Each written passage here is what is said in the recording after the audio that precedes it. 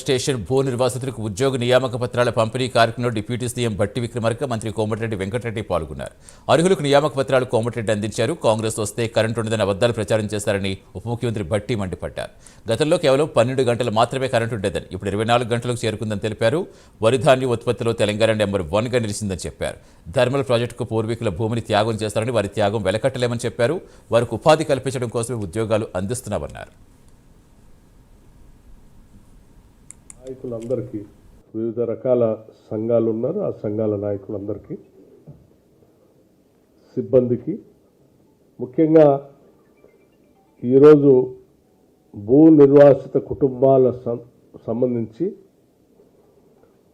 ఉద్యోగ పత్రాలు పొందుతున్నటువంటి లబ్ధిదారులందరికీ కూడా ముందుగా నా హృదయపూర్వకమైనటువంటి నమస్కారం.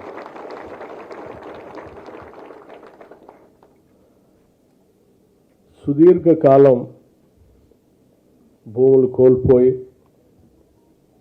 కోల్పోయినటువంటి భూములతో జీవితాలన్నీ తలకిందులై